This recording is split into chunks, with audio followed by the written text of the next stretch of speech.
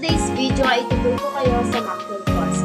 Kaya tara, samahan niyo ko at atin ang silipin ang Mactul Falls na sinasabi ko sa inyo.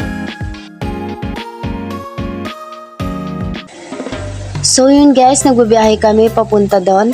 Nakamotor lang kami dyan kasi wala pa kaming pang 4 wheels na sasakyan.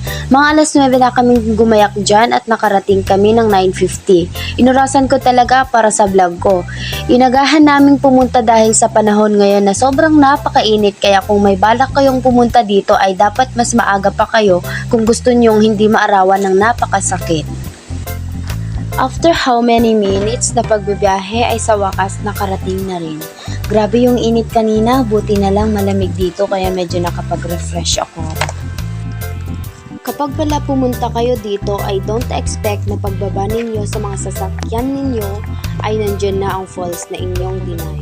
Hindi po ganun guys ha, kasi may pagdadaanan pa kayong challenges before ninyo masulyapan ang inaasam-asam ninyong falls.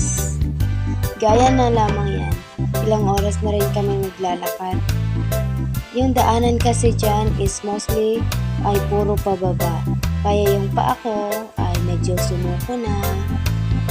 Kaya kung may balak kayong pumunta dito ay dapat may baon kayong lakas. At para sa may mga rayuma dyan ay magbitamina muna bago bumaba ha. Take note, hindi po biro ang mahulog sa bangin. Pero don't worry guys, kasi may nilagay naman silang kahoy na siyang magsisilbing pro-protekta sa'yo. Kumapit ka lang sa mga kahoy para just in case na madulas kayo ay di kayo direktang mahulog sa bangin. Dinggin yun antiyo, tahan kayo maisalakan na tuling-tuling kayo. So yun guys, tuloy-tuloy pa rin ang aking paglalakad dyan. Pero alam nyo ba guys, na yung bang feeling na pagod ka na pero nawawala na.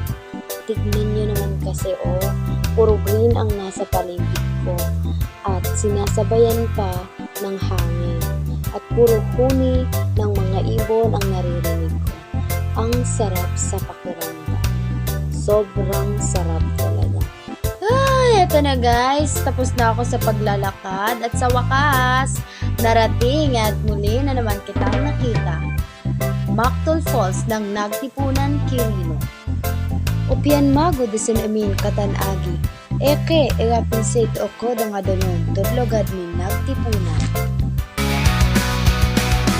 In the streets where I was raised, every corner has a story to tell.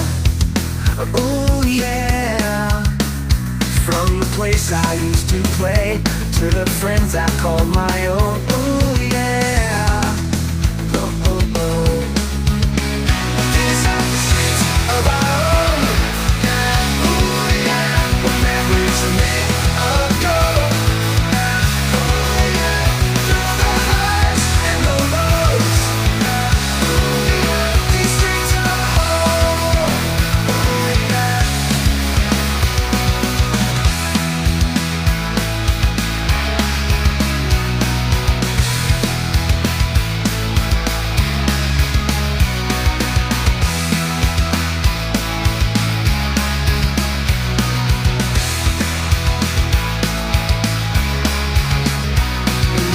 Where I was raised, every corner has a story to tell. Oh yeah. From the place I used to play to the friends I call my own. Oh yeah. Oh, oh, oh. In the streets where I was raised, every corner has a story to tell. Oh yeah. From the place I used to play to the friends I call my own. Ooh.